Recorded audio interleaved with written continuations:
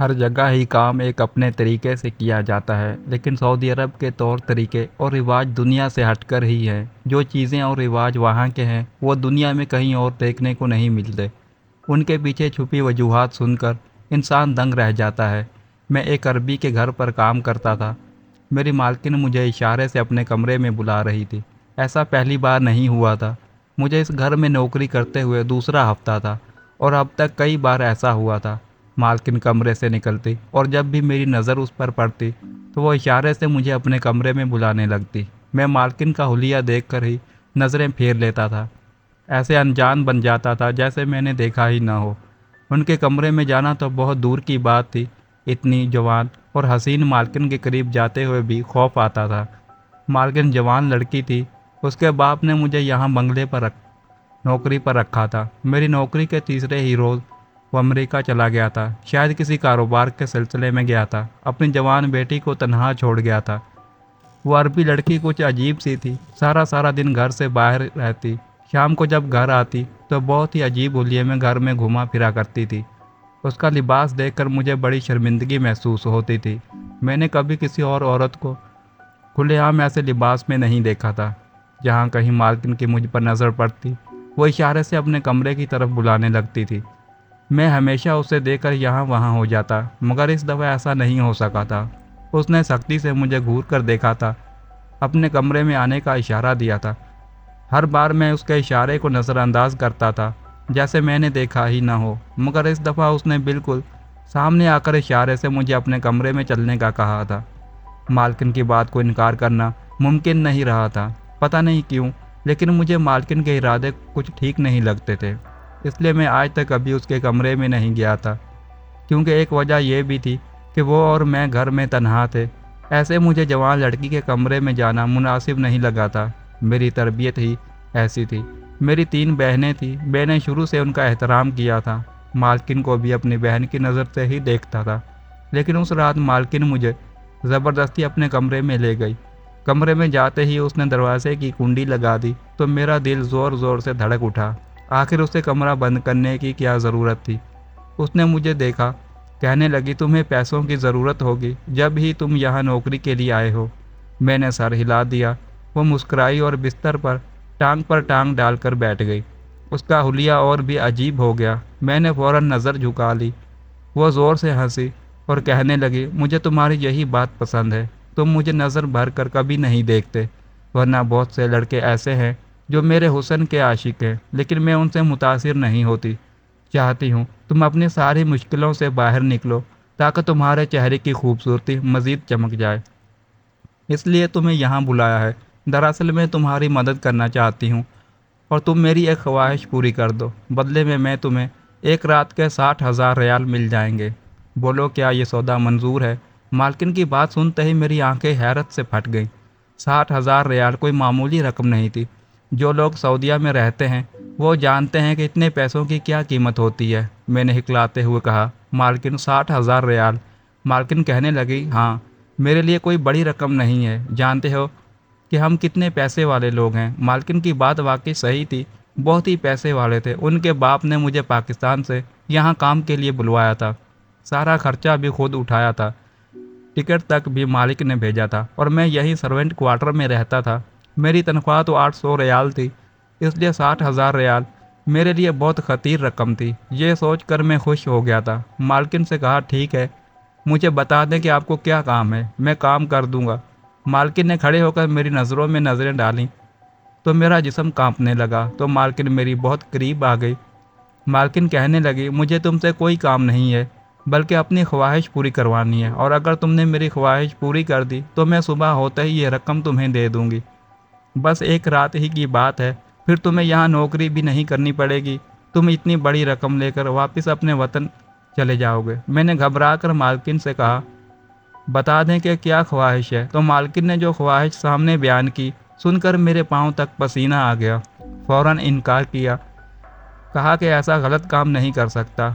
صبح 8 بجے تک تمہیں میری خواہش ہی تو پوری کرنی ہے، ایسا کیا مشکل ہے؟ تم جوان مرد ہو، خوبصورت ہو، تمہارے لیے کوئی بڑی بات نہیں ہونی چاہیے۔ میں نے مالکن سے کہا، بات صحیح اور غلط کی ہے، جو آپ چاہتی ہیں وہ غلط ہے، اور گناہ ہے۔ مالکن نے میرے دونوں کندھوں کو مضبوطی سے اپنے ہاتھوں سے جکڑا اور ہنسنے لگی اور کہا کہ سوچ لو 60,000 ریال، وہ بھی صرف ایک رات میں۔ میری خواہش بھی پوری ہو جائے گی اور تمہارے اور میرے سوا اور اس گھر میں کوئی نہیں ہے، اس لیے یہ بات کسی کو پتہ نہیں چلے گی۔ میں تو یہ بات سن کر سوچ میں پڑ گیا تھا۔ مالکن کی خواہش انتہائی خطرناک تھی اور مالک کو پتہ چل جاتا تو وہ مجھے سلاخوں کے پیچھے بھجوا دیتے۔ مالکن کو اپنے انجام کی فکر نہیں تھی، لیکن مجھے اپنا انجام سوچنا تھا۔ میں اکیلا نہیں تھا، میرے پیچھے میری ماں، میری 3 بہنیں اور بیمار باپ تھا جو میری کمائی کے آسرے میں تھے۔ میں یہاں سے پیسہ بھیجتا تو ہی گھر کا گزارا ہوتا۔ مجھے ڈر لگ رہا تھا کہ شارٹ کٹ کے چکر میں کہیں کسی بڑی مصیبت میں نہ پھنس جاؤں۔ مالکن نے مجھے سوچتے ہوئے دیکھا تو کہنے لگی، چلو ٹھیک ہے، تمہیں سوچنے کے لیے 2 دن کا وقت دیتی ہوں۔ بابا کے آنے میں 4 دن باقی ہیں۔ تم 2 دن اچھی طرح سوچ لو، پھر مجھے جواب دینا۔ دن کے وقت دوسرے نوکر بھی ہوتے ہیں، ان کے سامنے میں کوئی بات نہیں کرنا چاہتی کیونکہ وہ بابا کے پرانے وفادار ملازم ہیں۔ ہر بات بابا کے آتے ہی بتا دیں گے۔ سب لوگ شام میں چلے جاتے ہیں، یہاں رات صرف تم ہی رکتے ہو، اس لیے میں اپنی یہ خواہش تمہارے ذریعے ہی پوری کر سکتی ہوں۔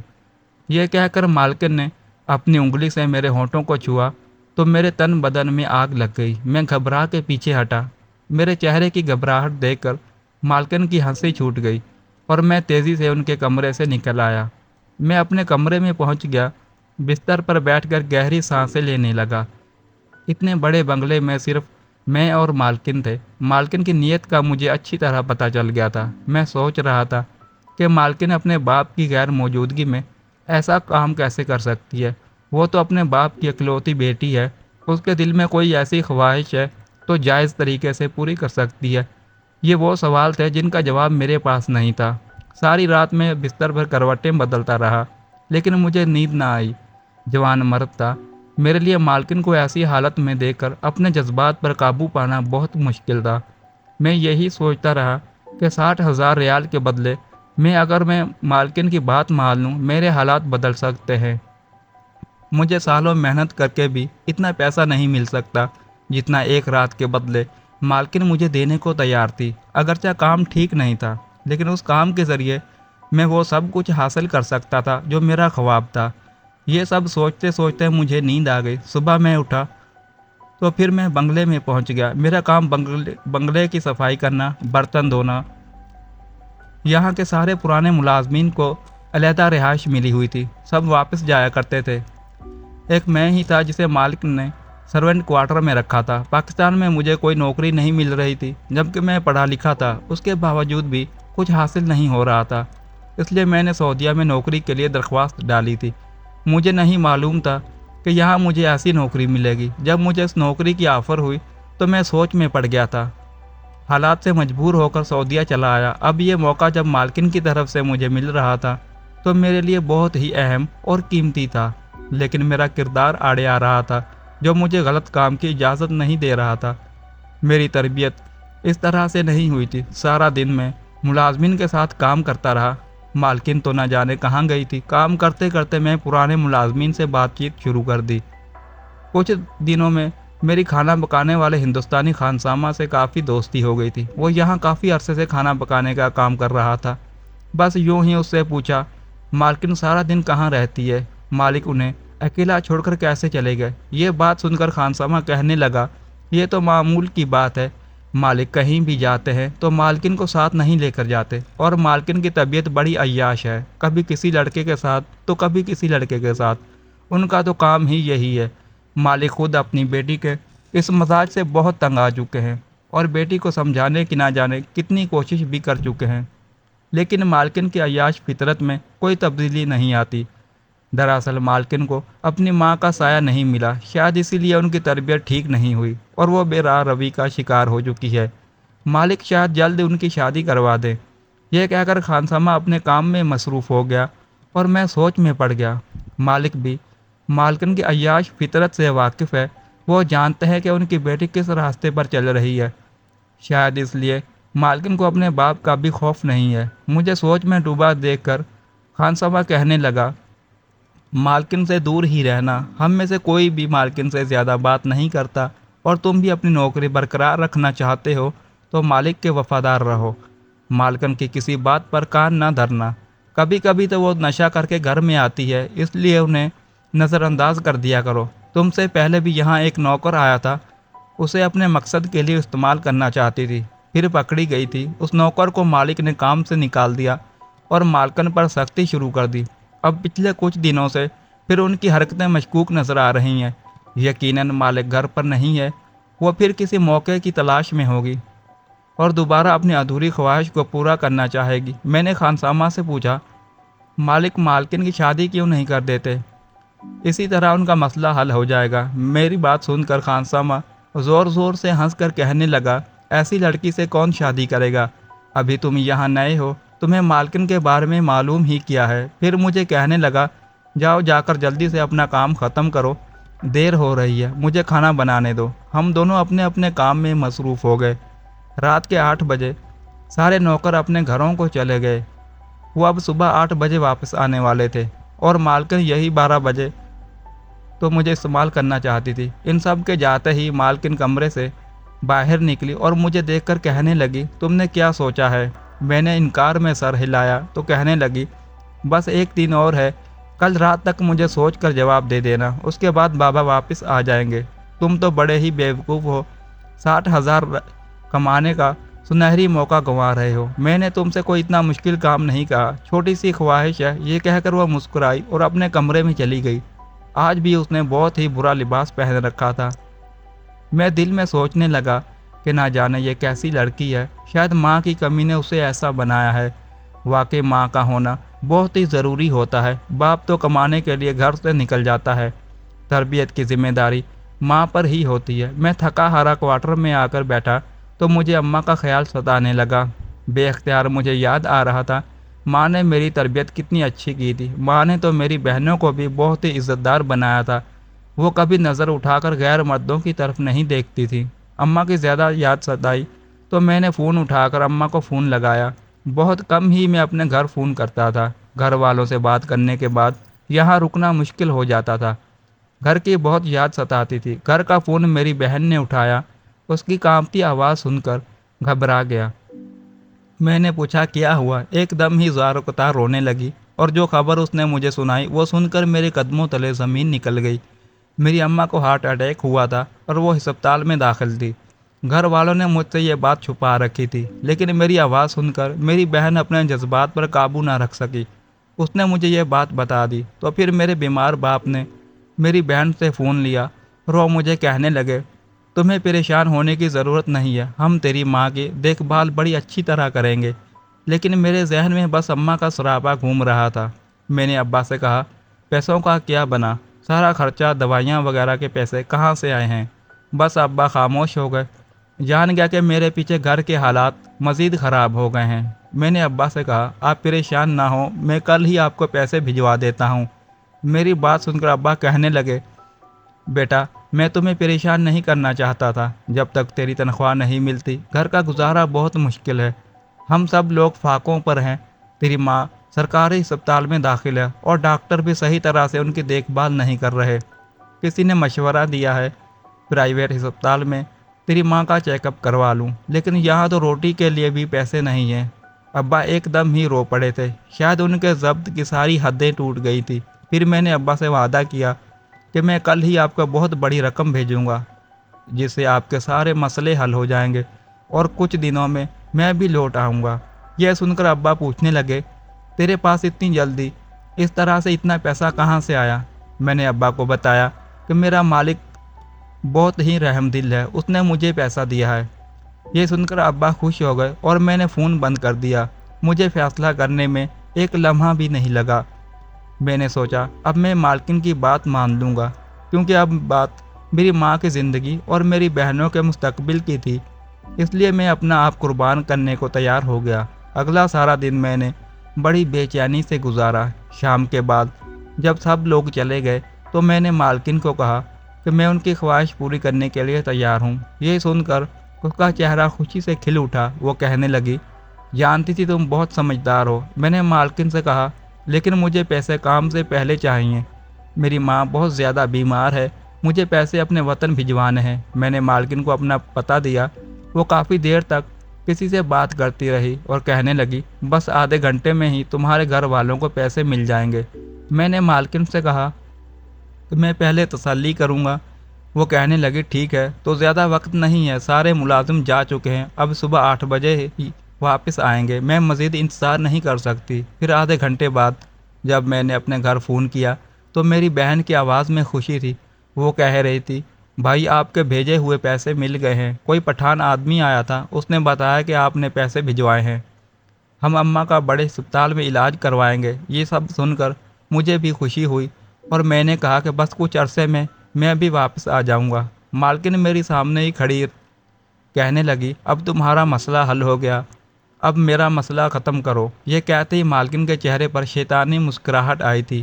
میں نے مجبوری کے عالم میں جب یہ سب کیا، میرا دل بالکل راضی نہیں تھا۔ خیر میں مالکن کے ساتھ کمرے میں چل پڑا جہاں وہ مجھے لے کر جانا چاہتی تھی، اور پھر وہ ساری رات میں نے بہت ہی مصروف گزاری۔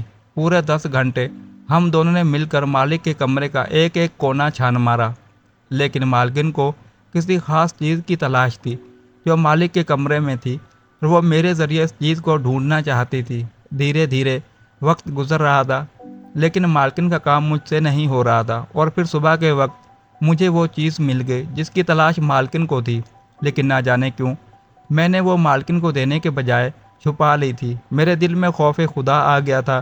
فجر کی اذانیں ہو رہی تھی، میرا دل چیخ چیخ کر کہہ رہا تھا، میں غلط کر رہا ہوں۔ مالکن نے مجھے مایوسی سے دیکھا اور کہنے لگی کہ مجھے لگا تھا کہ تم میرے بہت کام کے ہو، لیکن اس گھر کے ایک ایک کونے کی صفائی کرتے ہو، تمہیں اس چیز کے بارے میں علم ہوگا، لیکن مجھے نہیں معلوم تھا تمہارے پیچھے 60,000 ریال برباد کر رہی ہوں، تم میرے کسی کام نہیں آئے۔ میں نے مالکن کے سامنے ایسے ظاہر کیا جیسے میں نے اپنی پوری کوشش کی ہو اور پھر بھی مجھے وہ چیز نہ ملی ہو۔ ایسے ہی صبح 8 بج گئے اور جیسے نوکر آنا شروع ہوئے، مالکن واپس اپنے کمرے میں چلی گئی اور میں صفائی کے کام میں مصروف ہو گیا۔ دوپہر کے وقت مالک کے گھر لوٹنے پر مالکن گھر پر نہیں تھی، دوبارہ کہیں باہر چلی گئی تھی۔ مالک اپنے کمرے میں تھے۔ میں مالک کے سامنے گیا، ہاتھ باندھ کر کھڑا ہو گیا۔ مالک مجھے دیکھنے لگے۔ میں نے شروع سے آخر تک سارا قصہ سنا دیا۔ سن کر مالک چونک اٹھے۔ وہ کہنے لگے، تو کیا تمہیں وہ چیز مل گئی تھی؟ میں نے سر ہلا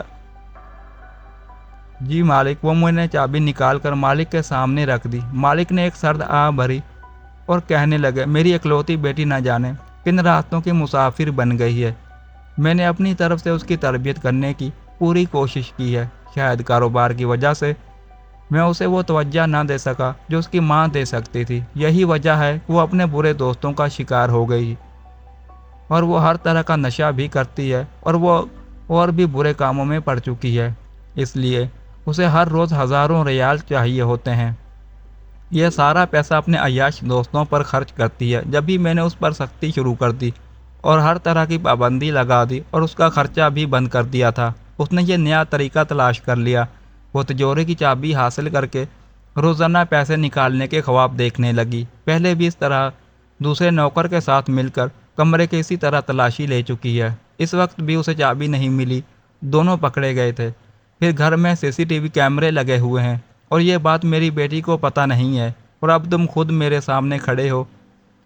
اپنے گناہ کا اقرار نہ کرتے تو کچھ ہی دیر میں ساری ریکارڈنگ چیک کرتا کہ میری غیر موجودگی میں تم دونوں نے کیا کیا ہے، لیکن مجھے خوشی ہے کہ تم نے اس کے غلط کام میں ساتھ نہیں دیا۔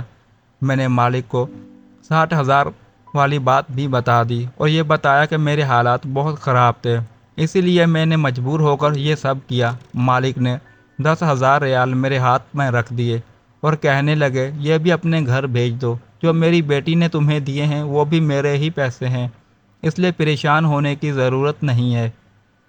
میں بیٹی سے خود بات کروں گا، اس سے سمجھاؤں گا کہ اگر وہ اپنی بری صحبتیں چھوڑ دے گی تو میں دوبارہ سے پیسے دینا شروع کر دوں گا، لیکن مجھے نہیں لگتا کہ وہ اتنی آسانی سے راضی ہوگی۔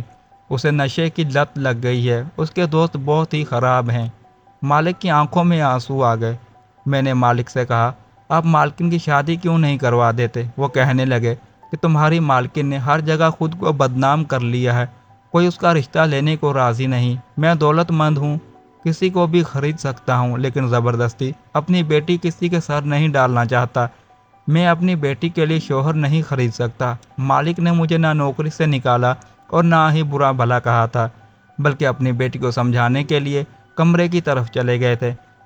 मैंने दिल से दुआ की थी कि मालिक की यह मुश्किल हल हो जाए। मालकिन अपने ही बाप का पैसा चोरी करना चाहती थी। उसका इरादा बहुत ही बुरा था। मैंने भी मजबूरी में उसका साथ दिया था।